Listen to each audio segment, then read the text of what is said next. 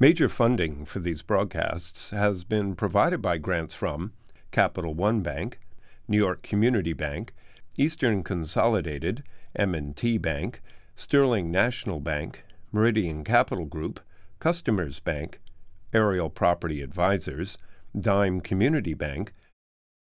Additional funding has been provided by AmTrust Title Insurance Company, AVR Realty Company, Bank of America, Merrill Lynch, Briarwood Organization, CBRE, Chase Commercial Term Lending, Chase Mortgage Lending, JP Morgan Chase, Citizens Bank, Colliers International NYC, Collins Building Services, CPEX Real Estate Services, Douglaston Development, Levine Builders, Flushing Bank, Friedman LLP, Handler Real Estate Organization, Handro Properties, Hodges Ward Elliott, Inc., Investors Bank, James D. Kuhn Real Estate Center at Syracuse University, Kilroy Architectural Windows, Madison Realty Capital, Matone Group, Mercantile Bank, New Banks, Newmark Knight Frank, Optimum Window Manufacturing Corp.,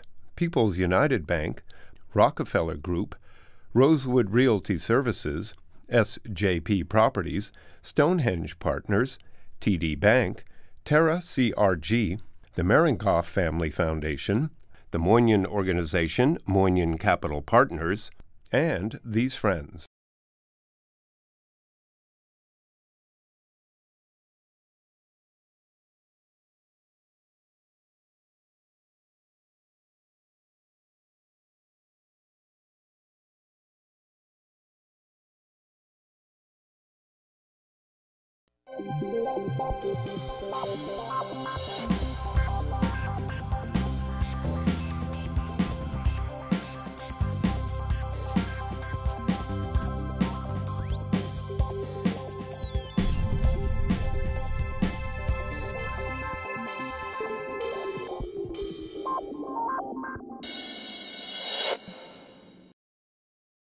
It's called the Brooklyn Navy Yard.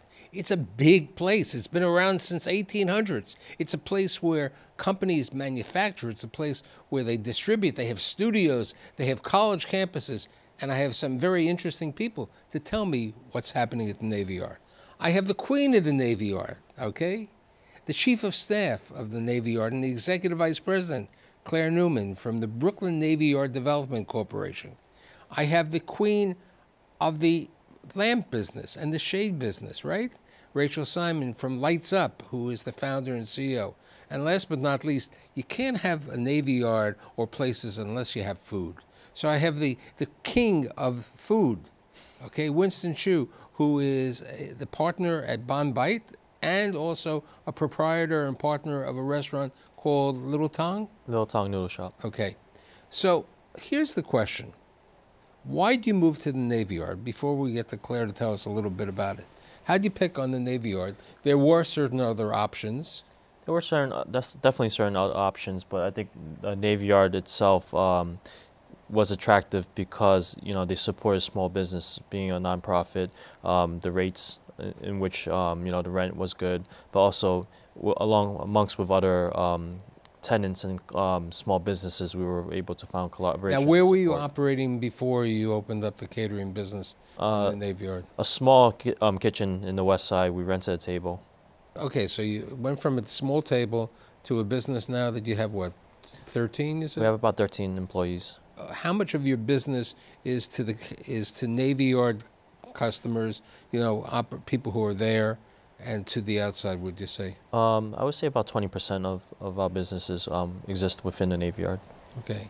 So how the woman, who I remember when we were both talking about that at one time, Fifth Avenue, before your time, Claire, Fifth Avenue and 15th, 17th Street, 18th Street, had all these light stores, okay? They had these beautiful stores, Esquire over there, and they had, how do you end up at the Navy Yard, especially through your changes over the year on different places? Well, Brooklyn itself supplies so many parts for manufacturing lighting. It's a great place to be. And the Brooklyn Navy Yard, I started working there in the 90s with a little studio, and I moved my factory many places as we discussed. So let's talk about that, because I think part of it is, and Claire will talk to us about what happened with the Navy Yard. When you were operating in the 90s, where was the first location? In Dumbo. In Dumbo. Before it was Dumbo, when it was $5 a square foot. Right, pre-Dumbo, pre-Willentis, but he owned the property at that time. So you were in Dumbo originally, then you went to East New York. the East New York. Brooklyn, which I called the hellhole of a place to work. Dumbo you were able to get people to work at. East New York was a difficulty of probably getting labor. Actually, a lot of the labor I have now is from East New York. Really? So when I moved from East New York to Industry City, it became difficult. Can we mention that name, Claire, on Of this show? course. Okay. Yeah. So Industry City, which is a wonderful facility, okay, not owned by a nonprofit, owned by a for-profit company. You were there. And that was difficult for my workers to get to. I have been asking the Brooklyn Navy Yard for years for a space, and when Building 77 was finished, they contacted me and said, we have a place for you to actually move your factory. And I jumped on it, and my employees love it. How long are you now in the Navy Yard? I was first there in the mid-90s, and I've been in Building 77 since October of this year. Now, you also said, as Winston said, you know, he had a smaller commute. You have an easy commute right now. You live nearby the Navy. Yeah, I can walk there in my pajamas. Great. So let's talk about what's happening at the Navy Yard today. Tell us a little bit about what's happening at the Navy Yard. Yeah, I think Rachel's story perfectly exemplifies it. We're in the middle of our largest expansion since World War II, when the Navy built an extraordinary amount of space basically to support the wartime efforts. They moved out in the 60s, and since then it's been you know, a very interesting process of regeneration where for a while the property frankly lay a little bit fallow as the city tried to figure out what to do with it. And then there was a period of reinvestment in the 80s, 90s, and really honestly through the aughts as well. So what would you consider, what was the items that really helped the Navy Yard? Yeah. Was it the Steiner studio in the early 2000s? Absolutely Steiner. I think absolutely the leadership at that time, figuring out a really smart strategy to cater to what's the anchor of New York's manufacturing economy now, which is small businesses. And we just started cutting up space like crazy and essentially putting it into the stewardship of a business with good jobs. And then the city, to its credit, made an extraordinary investment in effectively the infrastructure of the yard. New roads, new telecom, new water, sewer lines, and electric, everything that you need at the kind of ground level to support all those businesses who were coming in and leading the charge. So let's talk about how much work was done in the building, Building 72? Yeah, 77. We spent $185 million in there. Basically did total gut renovation because that building was built in 42, and actually it didn't have windows on the bottom 11 floors. And we looked at that and... You need windows? Prisons don't have. You wouldn't believe what people want these days. But it was an extraordinary opportunity. It's a 1 million square foot structure with floor loads that can support manufacturers right in the center of the yard. And so we knew that was an opportunity. I mean, at the time, I think there were 20 people working in the building, and now there's going to be 3,000 supporting, you know, 50 to 100 small businesses. Now, what are are there tax incentives for people to be in the Navy Yard as compared to other industry opportunities in the city? Yeah, I mean, I think a huge amount of the advantages, you know, as Winston said, we do keep rents affordable for manufacturers, and then because it's a city-owned property, there's no real estate taxes. We don't charge a CAM. We do what we can. What about one of the areas that people complain in general in New York City renting space is what they consider rentable versus usable. Yes, yes. Okay, where you know I pay rent for it's 1,000 square feet, but when I measure it, I have 720 square feet. Yes. What about in the Navy Yard? That goes on to a much, I shouldn't say goes on, it's the industry standard, but we vary from that very, very significantly. Okay, but you're not you're at a loss factor, but not as A significant much lower over loss there. factor, and only in our newer properties, yeah. Now, how do you, with regard to your facility, well, one of the problems that many people say in New York City in general is the accessibility of transportation for shipping your items, okay? The way you sell, and also for you. How difficult is it, or is it easy for It's easy. We have loading docks. We actually have a really convenient loading dock, and FedEx and UPS are there every day. It's easy for us with LTL. We ship every day, so it's not a problem. And what about you? It's very easy. I think, to Rachel's point, FedEx, UPS coming every day. In terms of transportation for my delivery trucks, we're in access of all three bridges, from Brooklyn Bridge, Manhattan Bridge, and Williamsburg Bridge. And, I find it typically it's easier to go from east to west than west to east, especially in traffic in the city. With regard to both of you, how is it to secure employees to come to the Navy Yard? Because it's not directly on a train, and it's, so it's reasonably convenient, but it's not as convenient as certain other markets. Well, to my surprise, I think 90% of my employees are actually from the Bronx or in Harlem, so they're traveling from 195th and Concourse all the way back down to Brooklyn Navy Yard. But in terms of employment, we also work with the building of 92, which is the Career Development Center, and they help us with getting employees and candidates. So explain what the Building 92 is doing. Yeah, so that's where our employment center is located, and for us, obviously we're a nonprofit landlord, but that's only one of the things we do.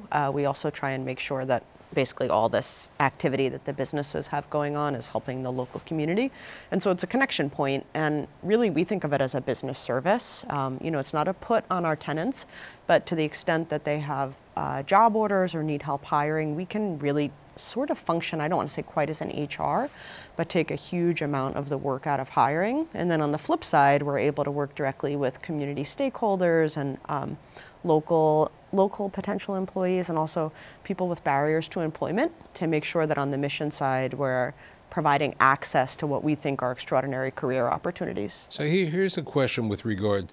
Do you have event space where catering can be done by Winston and his company and other people? Yeah, we have a space in 92, but we actually are, now that Building 77's opening, looking to expand that. There's tons of nonprofits in the area, and frankly for our own businesses to be able to have corporate events or corporate meetings, staff parties, it's very much in demand. So we're looking to expand that part of our work. And he's always welcome to bid. What about Admiral's Walk? Talk to me about what's going on with that. Yeah, so they're up in steel now. It's actually cool. If you drive by the site, you can see all the buildings framed out. But the real thing that's happening there, and what everyone's excited about, is Wegmans Supermarket. 74,000 square foot Wegmans, which originally was supposed to be larger, I was reading. Yeah. It was supposed to be larger, and it went down to 74,000. I think that's 2019. Right. They're going to open up two Wegmans. One of them is the 74,000, and then they're opening up one in Natick, Massachusetts, 145,000 square feet. Wegmans doesn't like small operations. No, yeah, it's big by, even 74,000 square feet is large by New York supermarket standards. The day that was announced, we were the #1 trending thing on Facebook worldwide. There's going to be additional local retail, and then we, the Navy Yard, are actually on top of the Wegmans going to have about 120,000 square feet of industrial space, which will come subdivided for small manufacturing tenants, and I think that will certainly be one of the best places Now, is that to lease. located within the Navy Yard, or is it on the side of the Navy Yard? It's within the Navy Yard, the whole development is. The Wegmans part will be totally publicly accessible, and then the industrial part is entered through the Navy Yard security. Now, is there parking for the Wegmans? Yeah. So on the site, there's ground parking, and then as well as part of the deal, they're building a larger parking garage. Now, have both of you, since both of you are tenants and operating in the area, have you been able to get additional business from tenants, other tenants and other businesses within the Navy Yard? We certainly have. There's a rooftop farm inside the Brooklyn Navy Yard by Brooklyn Grange, so we do host a lot of weddings there. as well as other parties. And it's, you know, one of the things with the farm, they have a lot of corporate events where tenants are people are coming in just to host their parties. And for my lighting, not really, but what I get from the Navy Yard and what I'm hoping to grow on are the other manufacturers there and using their facilities, having What metal other work. manufacturers do we have right now at the Navy Yard? We have it really runs the sector gamut. We have a big niche in furniture, both woodworking, metalworking. We have a lot of fashion and garment. We have a lot of food tenants. We have a lot of kind of tech and innovation folks who do things that I don't quite understand. But one of the things we're trying to work on to that point is ourselves playing a role in helping better connect yard businesses to do resource sharing and to make sure that we can, to the extent possible, you know, I'm sure there are places within the yard who can manufacture components of the lamps. Well, Actually, I was contacted by someone this morning that saw us recently that does the glass, recycled glass. Oh, yes. Countertops. Ice stone. Yeah, Yeah. ice stone. So there's a great match for us. Yeah. See, I didn't have what to do about anything. the incubator? And I want to bring that up in two ways.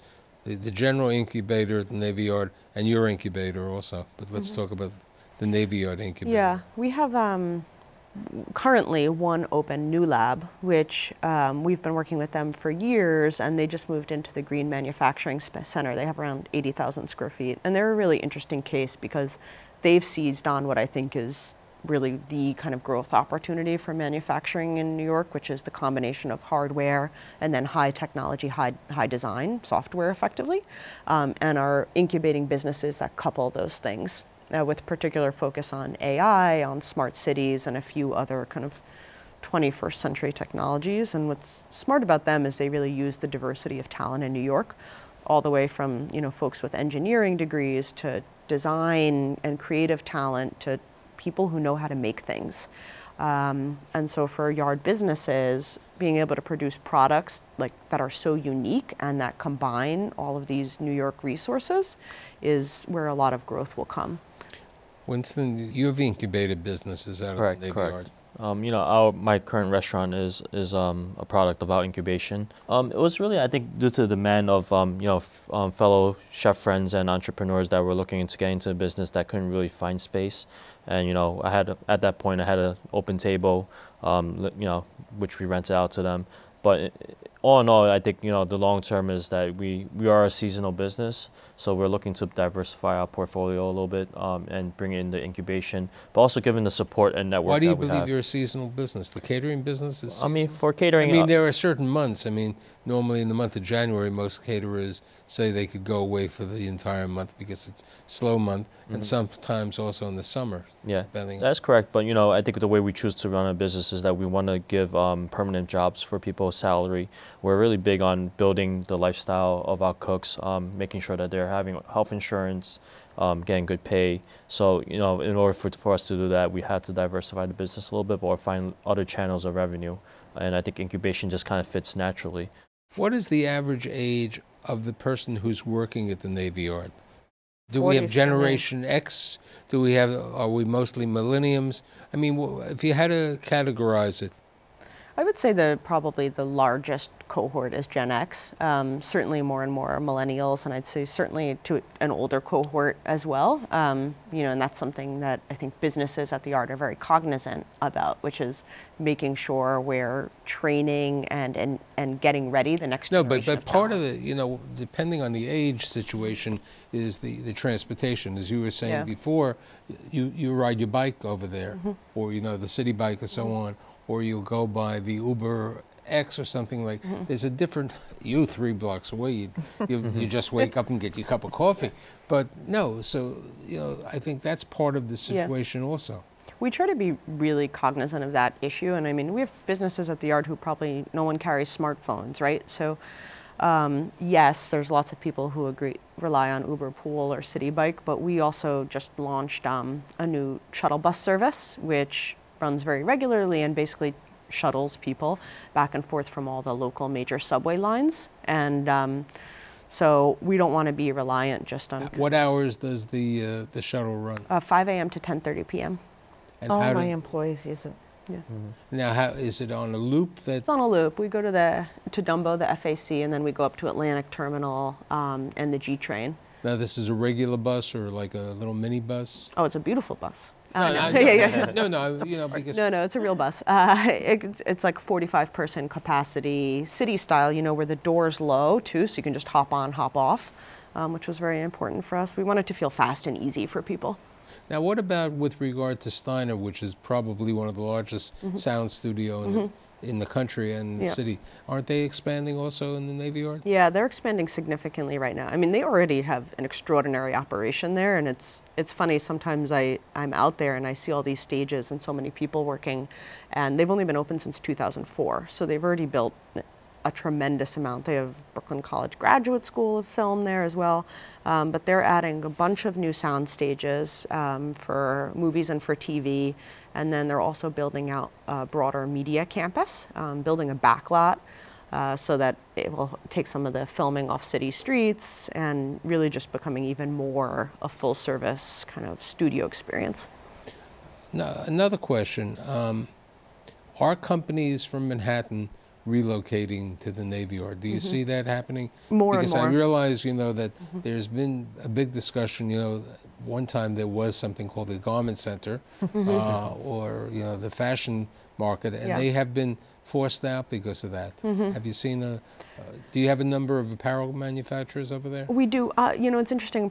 We have some apparel manufacturers. Many of them have been there for a long time, but we are seeing more and more Manhattan tenants come. And the best example is Lafayette 148, which is a top-tier women's fashion line.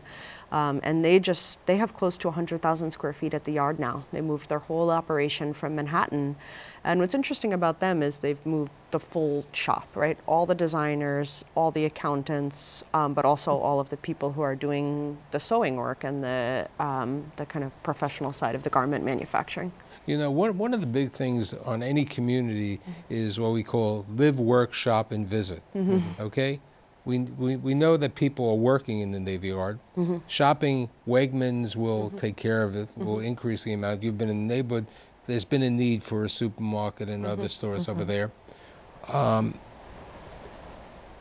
One of the items which I'm not sure that the Navy Yard really has, but Brooklyn has expanded, is with regard to the hospitality in the hotels. Yeah, not the Navy Yard, and we're not going to go into that business. We have our kind of sacred 300 acres for manufacturing and creative businesses, so we're sticking with that for now. But to the extent event space and is an amenity for tenants or for the community, yes. Let's talk about the new building that Boston Properties in Rudin is putting up, which will help everybody at the Navy Yard and also the Navy Yard in general. Yeah, they're fully topped out now. They're hoping to be open this year. So it's going to be a 675,000 square foot development. It's anchored by WeWork, who's taken a third of the building. And I think they're really building, I'd say, the first building that's totally designed for kind of creative and high-tech companies. It's going to be a one-of-a-kind asset in the city. And for us, it's really important because it's bringing another 4,000 jobs to the Yard and helping kind of add to the ecosystem that we've been discussing a little bit today. Because so many of our manufacturing businesses rely on that collaboration, whether it be on the product side or on the business development side as well. So they're going to be a great addition to the Yard. We're looking forward to that. With regard to that, we work with Rudin is at 110 Wall Street. Do you see possibility, especially with the age of some of your tenants and so on, a we live opportunity perhaps, or a dormitory opportunity taking place because you have the city? I mean, part of the circumstances is with Steiner having all of these performers over there, and they work late. Some of them might want to go, they could go to Brooklyn or they can go Yeah, as Winston said, you have 3 bridges, and you have opportunities to go over there. Yeah. But certain times, you know, you want to have the accessibility also. Yeah, totally. I mean, the Wall Street facility is only going to be a couple ferry stops away next year, so we see that. So let's talk about the connectivity ferry, important. which is going to probably also enhance the Navy Yard. Yes. What's happening with the ferry? You'll see us on the map as a future stop. So we're going to be on the East River route, which is very exciting, and it should be opening and starting up early next year. So on the East River route, what's the stop that's going to be to the Manhattan? Pier 11 downtown, and then also East 34th Street, and then there's a few stops in Brooklyn along the way. So basically, the trip from Manhattan could be as quick as 30 minutes, probably. Yeah, shorter. Yeah, much shorter than that, even 5, 10, 15 minutes, depending on where you're coming from. Where do you see the opportunities for you in addition? Are you able to get the Fort Greene business like Rachel has? You know, she lives in the area. I definitely think there's a lot of opportunity, especially with a lot of startups. You know, just in Dumbo itself, we have a lot of businesses like Etsy, Red Antler, you know, so, you know, large offices that require catering. Now, do you have like a food truck or a commissary that you can service the community over there right now? We don't, but we have, we just took over the building, and there's a lot of potential there. So before we're in the basement, and we just took over the ground floor and the second floor. So what kind of building are you in? Different type of building? We're a standalone building, and it's consists about 6,000 square feet.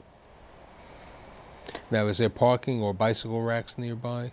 There's plenty of parking and bicycle racks around our building. With regard to parking, what is the opportunity? The tenants get spaces, or? It's all first come, first serve. So tenants get parking passes, and then they show up and park wherever they can find spots. I mean, but how many acres? 300 acres? 300 acres, yeah. So we got with a lot 300 of acres, spots, there should be enough parking area. there should be.